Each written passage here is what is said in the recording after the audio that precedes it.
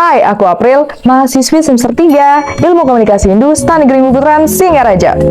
Nah, di video ini aku akan sharing suatu hal yang menarik ke kalian. Kira-kira apa ya? Yap, seperti yang udah kalian lihat di judul, hari ini aku akan membahas mengenai pentingnya suatu manajemen dalam kegiatan komunikasi.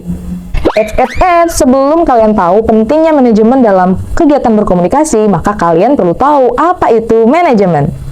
Jadi, manajemen merupakan suatu proses pengendalian, pengorganisasian, pengarahan, dan perencanaan suatu sumber daya untuk mencapai tujuan yang telah ditetapkan.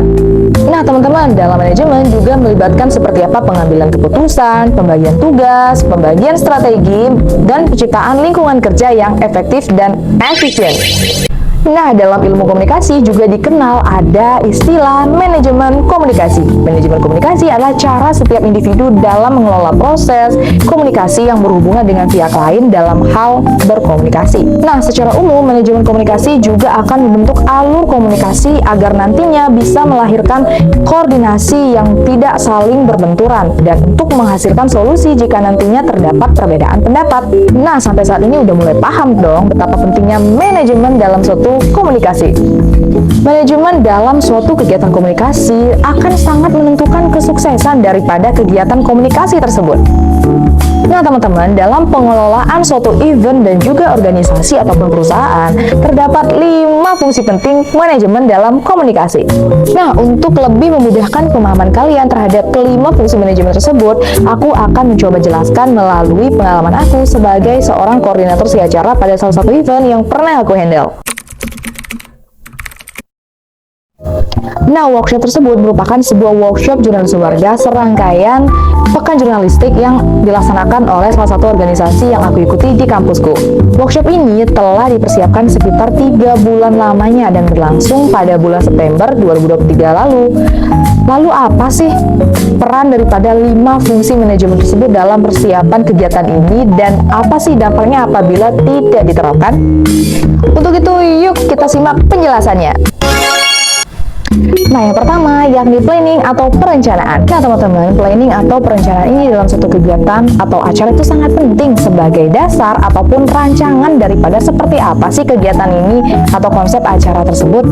Nah, planning atau perencanaan yang kami lakukan dalam mempersiapkan acara workshop jurnalisme warga ini adalah yang pertama seperti bagaimana sih konsep acara ini akan berlangsung, kemudian yang kedua mengenai di mana acara ini akan dilaksanakan, dan yang ketiga terkait dengan peserta yang kami sasar dalam workshop jurnalisme warga ini. Dalam persiapan workshop tersebut, khususnya pada saat rapat panitia inti, kami sudah menentukan bahwa tempat dilaksanakannya workshop ini adalah di salah satu desa di dekat kampus kami.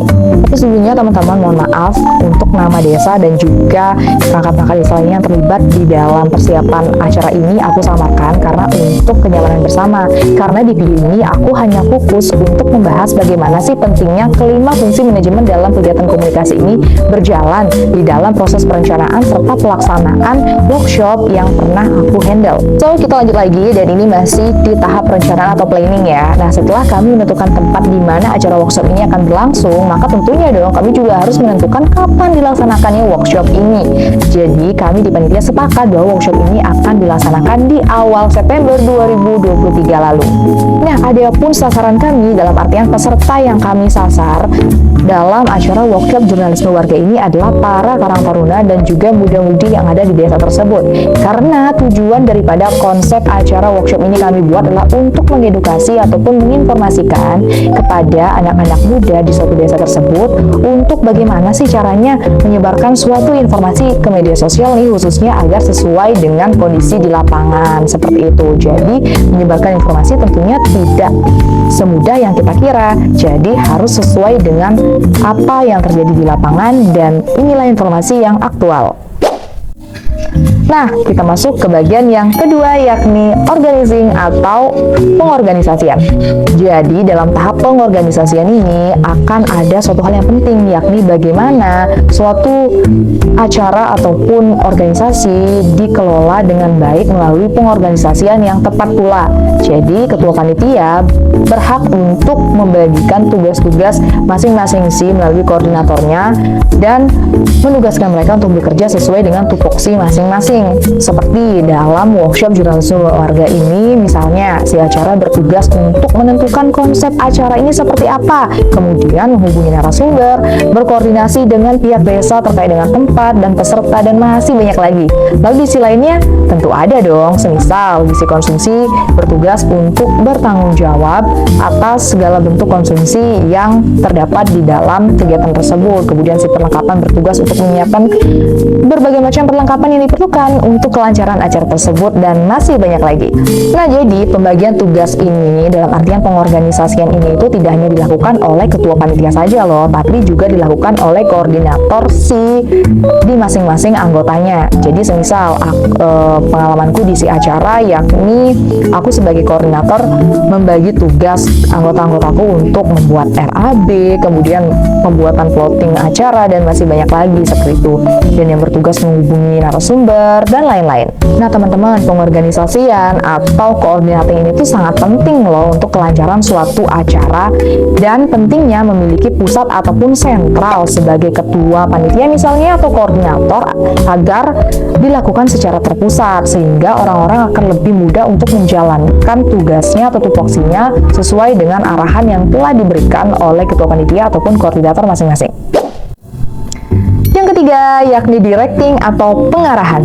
Nah, tahap directing atau pengarahan itu tentu penting ya dalam kelancaran suatu acara, karena directing atau pengarahan ini itu berfungsi untuk mengarahkan ataupun mengendalikan agar dapat meningkatkan keefektifan dan keefisiensian kerja secara maksimal.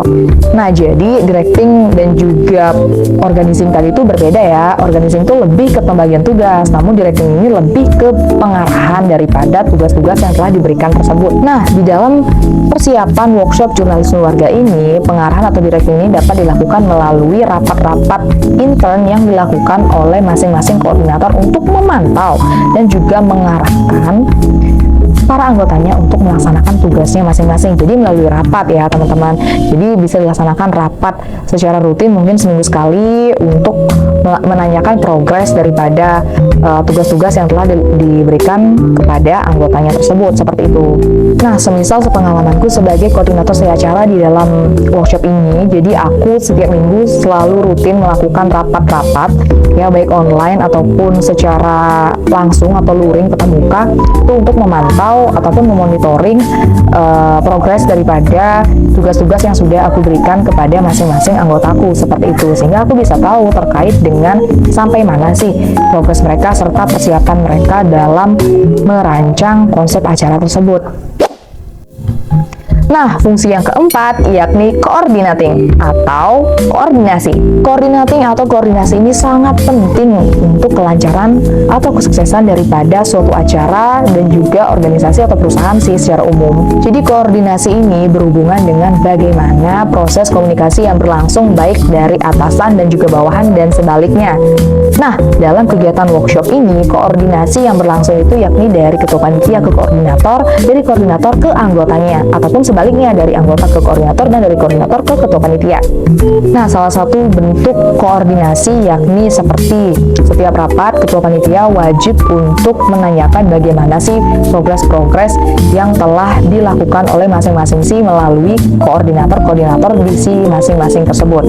Dan si masing-masing juga seharusnya menyampaikan progres tersebut sesuai dengan hasil nyatanya, seperti itu. Jadi agar koordinasi ini berjalan dengan lancar sehingga persiapan acara dapat dimaksimalkan. Nah, dalam workshop ini, komunikasi ataupun koordinasi ini juga sangat penting dilakukan dengan para perangkat desa di desa terkait tempat pelaksanaan workshop jurnalisme warga ini adalah untuk memastikan terkait dengan tempat, kemudian peserta, dan masih banyak lagi. Karena teman-teman, koordinasi yang baik dilakukan dengan interaksi yang efektif kepada para anggota dan juga antar koordinator tentunya.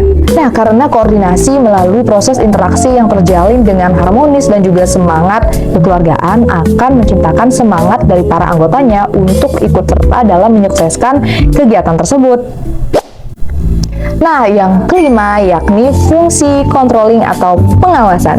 Jadi teman-teman, fungsi monitoring atau pengawasan ini bertujuan untuk memastikan bahwa kegiatan ini dapat berlangsung dengan lancar dan sesuai dengan tujuan atau perencanaan awal. Jadi, dalam kegiatan workshop jurnalisme warga ini, Ketua Panitia bertugas untuk melakukan monitoring ataupun pengawasan secara keseluruhan. Kemudian diikuti oleh masing-masing koordinator di masing-masing si untuk mengawasi anggota di si masing-masing. Nah, pengawasan ataupun monitoring ini tidak hanya dilakukan untuk mengawasi kinerja daripada masing-masing panitia sesuai dengan tupoksinya, tapi monitoring dan controlling ini juga dilakukan di sekitaran tempat berlangsungnya acara tersebut, seperti melakukan monitoring terhadap perlengkapan-perlengkapan yang diperlukan dalam acara workshop ini, seperti perlengkapan mikrofon, sound system, dan masih banyak lagi.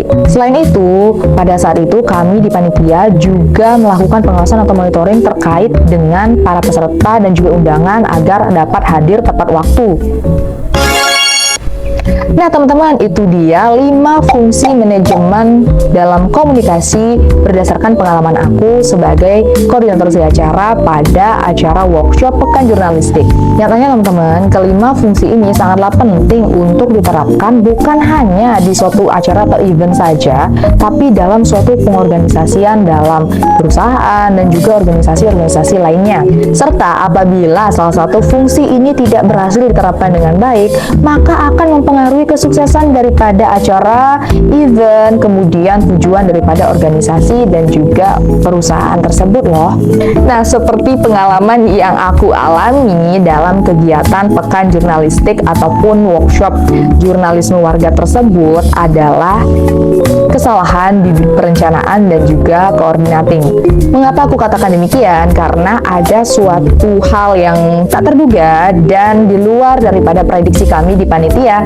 Jadi para peserta yang hadir pada saat workshop tersebut tidak sesuai dengan jumlah yang sudah kami tetapkan dalam perencanaan atau konsep acara workshop tersebut. Nah, sehingga pada saat itu kami di panitia berusaha untuk memutar otak kami untuk mempersiapkan rencana alternatif ataupun cara alternatif untuk menutupi hal tersebut. Hingga pada akhirnya kami meminta para panitia yang sudah tidak bertugas, dalam artian yang free ya, untuk menjadi peserta ataupun bagian daripada workshop tersebut. Maka kelima fungsi manajemen ini dalam suatu kegiatan komunikasi itu sangat penting ya, apabila salah satunya atau bahkan dua nih kayak tadi aku, yakni ada perencanaan dan juga koordinasi yang kurang, itu merupakan hal yang dapat mengganggu kesuksesan daripada acara tersebut ataupun tujuan daripada suatu organisasi atau perusahaan.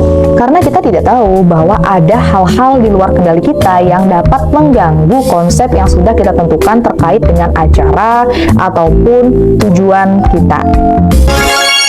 Oke teman-teman, itu aja informasi yang bisa aku sharing ke kalian soal manajemen komunikasi. Semoga apa yang udah aku share ini dapat bermanfaat untuk kalian semua dan tentunya memberikan pembelajaran juga untuk kalian. Dan apa yang udah aku sharing kepada kalian soal manajemen dalam komunikasi serta fungsi-fungsi manajemen dalam komunikasi ini dapat kalian terapkan juga di kehidupan kalian sehari-hari dan juga pada event-event yang kalian rencanakan ataupun di organisasi dan juga perusahaan di mana kalian berada. Sekali lagi terima kasih udah nonton video ini and see you next time.